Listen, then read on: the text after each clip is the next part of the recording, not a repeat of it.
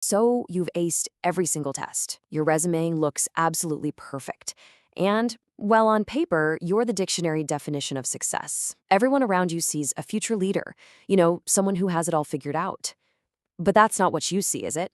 Today, we are diving deep into the achievement trap. And we're going beyond just, imposter syndrome as a feeling. We're going to look under the hood at the actual neurobiology, why your own brain might be working overtime to convince you you're a failure, even when all the evidence says you're not. Let's get into it.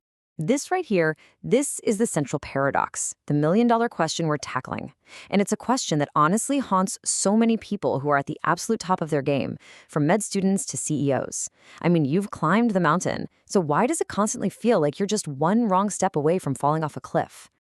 And this is the feeling at the heart of it all, isn't it? This deep, nagging belief that all of your accomplishments are just a fluke. You live with this quiet terror that one day the whole illusion is just going to shatter and everyone will finally see the real you, someone you're convinced is completely and hopelessly out of their depth. It's a feeling so common, it has a name, and as we're about to see, it's actually wired into the very way your brain is built to work. So let's start right there with that fraud in the mirror. To really understand this feeling, we have to listen to the actual script it's reading from, that little monologue that just runs on a constant loop inside your head. This is pretty much the internal monologue of the achievement trap. Every single success gets written off as, oh, I just got lucky. Every acceptance letter feels like some kind of clerical error they're going to correct any minute. There's this constant gnawing fear that your competence is just what our source material calls a digital hallucination. Like a convincing illusion, an AI-generated image that looks real but will just dissolve the second you look too closely. And that exposure feels absolutely inevitable. So where does a script like that even come from? I mean, it doesn't just materialize out of thin air, right? It's fed and it's nurtured by a really specific and powerful force out there in the world. You could even call it the villain of our story. And here it is. Meet the ranking culture. This is the system that from a very, very early age teaches us that our worth is a number. It takes incredibly complex, amazing human beings and just squishes them down into data points on a spreadsheet. Your identity stops being about who you are, and it becomes all about where you rank.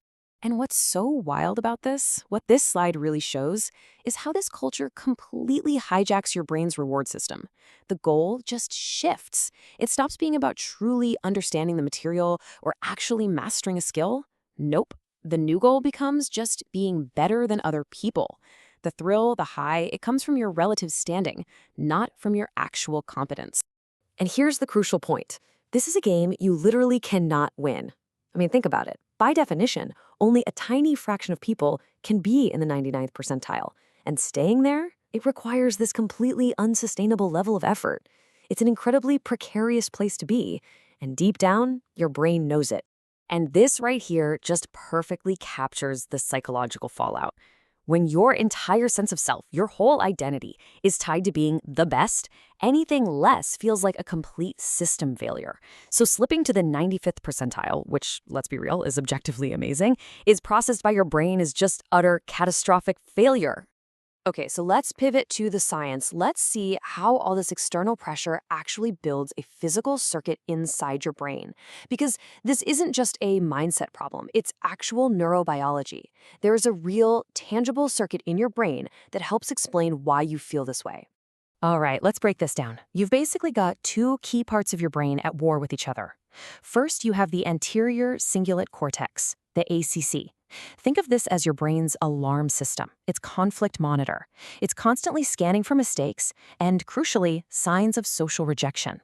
In high achievers, this thing is on high alert 24/7. Then you've got your prefrontal cortex, the PFC, the logical chief of surgery. This is the part of you saying, hey, wait a minute, look at the evidence, look at your grades. But the problem is, the ACC's alarm is just screaming too loud. This conflict creates this nasty, vicious cycle called a cognitive dissonance loop. See, your brain finds it so incredibly uncomfortable to hold two opposite ideas at the same time, like, I feel like a total fraud, and here's a mountain of evidence of my success. So to resolve that conflict, it just rejects the evidence. It's a really weird, twisted survival mechanism. Your brain would rather you feel like a fraud right now than risk the shock and shame of being exposed as a failure later.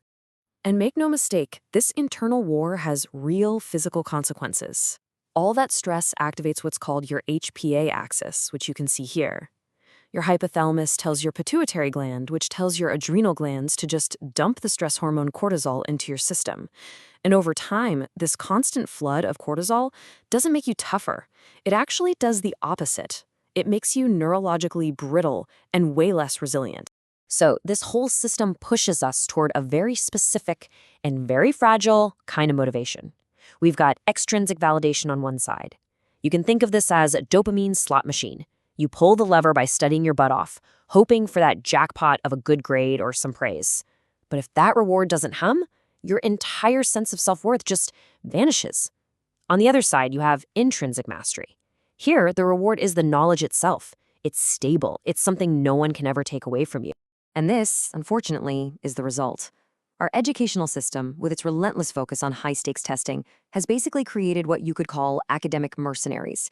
They are masters of playing the game, absolutely brilliant at racking up points and scores, but their internal motivation, their reason why they're doing it, is hollow. They run on external validation, and when that fuel runs out, they crash. Hard. So the big question is, how do we fix this? I mean, how do we actually escape the trap and reboot our own internal hardware? Okay, let's get into the solution. It really boils down to a 3-step mental reset. First, and this is crucial, you have to separate your identity from your metrics. A score is something you did. It is not who you are. Second, you pivot to intrinsic mastery.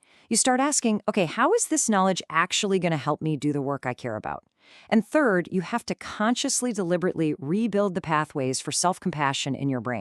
Now, I have to be real with you here. This process, let's call it neural gardening, is going to feel completely unnatural and, yeah, pretty cringe at first. When you try to reframe a mistake as a learning opportunity, that inner critic is just going to scream at you that you're being fake. That feeling, that's totally normal. In fact, that's the sound of new neural pathways being carved out in your brain. You just have to stick with it. Because here's the bottom line, the real talk. In any high-stakes field, whether it's medicine or anything else, the ultimate test, it isn't your score on some exam. It's your resilience. Think about it. A doctor who feels like a fraud is terrified to make decisions.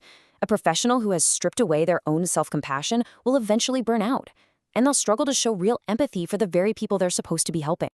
And this right here, this is the ultimate mindset shift. The fear of being wrong, that's the telltale sign of an imposter. True masters, real experts, they understand something fundamental. Being wrong is not a failure.